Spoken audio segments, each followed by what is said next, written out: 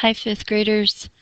This is our lesson on reducing fractions, and we're going to take a look at how we do that. All right, so first of all, reducing fractions makes the numerator and the denominator smaller. However, we do not change the amount that we have.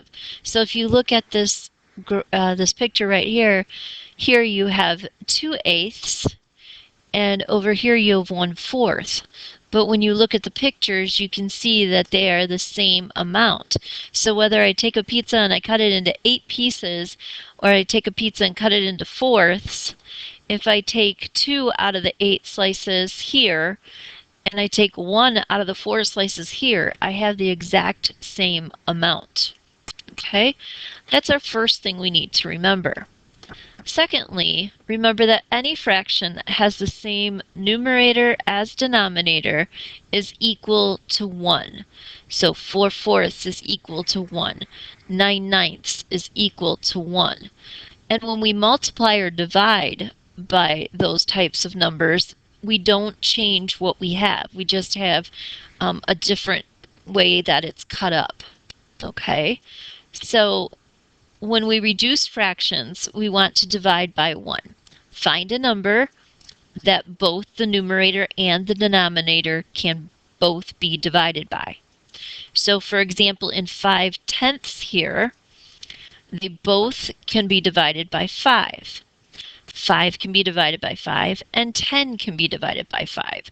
So 5/5 would be the number that I would choose to use that represents 1, and I could divide both of them by without getting any remainders. Can't have remainders in these because then it doesn't work. Okay.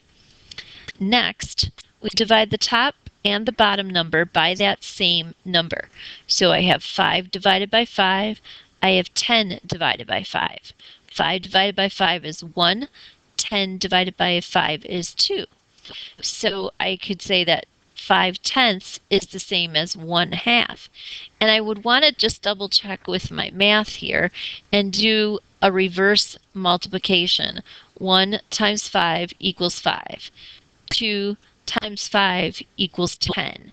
So we could do that to make sure we had the right division going on. Okay? And if I were to draw that out, it would show me that 5/10 is exactly the same as 1/2. And if you have a fraction bar chart, you can see that on that too.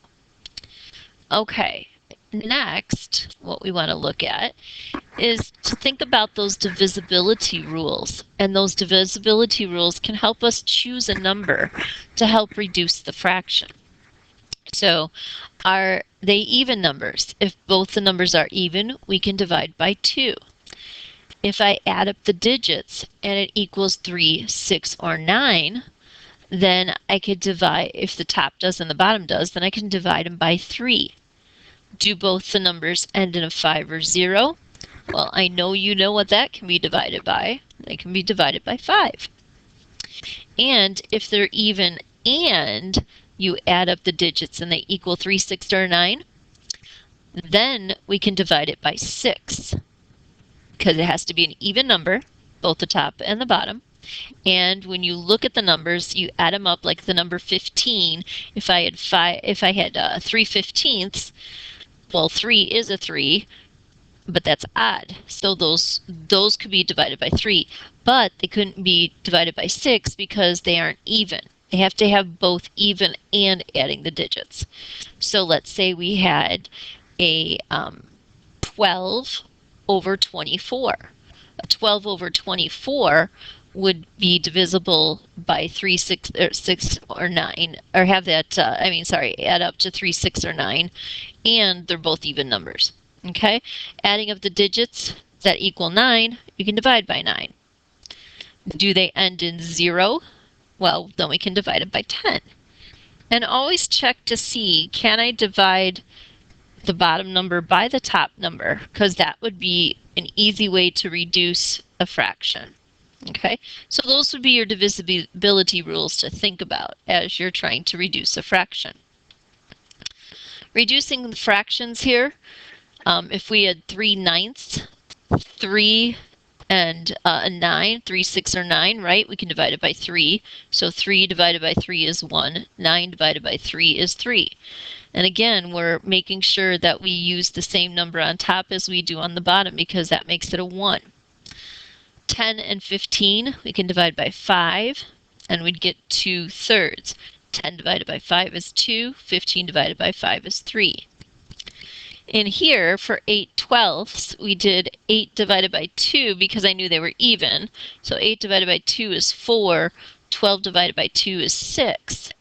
But they're both even again. So we do 4 divided by 2 is 2. 6 divided by 2 is 3. So that means that 2/3, 4/6, and 8/12 would be exactly the same fraction. And if it was in your homework, you could do one or the other. You wouldn't have to reduce it all the way down. But you could divide by 4 and also get to 2/3. Okay? 6 divided by 2 is 3. 8 divided by 2 is 4 because they're both even numbers. So we can do it that way. So reduction of fraction entails division. We have to use division. When you're doing mixed numbers, you can also divide those and reduce those. We don't reduce the whole number. Whole numbers are in its state that they should be. So 2 plus 1 is 3. And then we have 1/6 plus 3/6 equals 4/6. Remember, with addition, we don't add the denominators. Only in multiplication and division do we computate those. So then we have 3 and 4/6. So now what we want to do is they're both even, so we divide it by 2 over 2, and then we get to 2/3. So we would have 3 and 2/3 as a reduced form. Remember also, you can do that with subtraction as well. If you have a number like 4/4, make sure you change it to 1 or another whole number, another 1 added to your whole number. Okay? That is our lesson for today on reducing fractions, and I hope that you guys are doing well and that things go well with your homework today.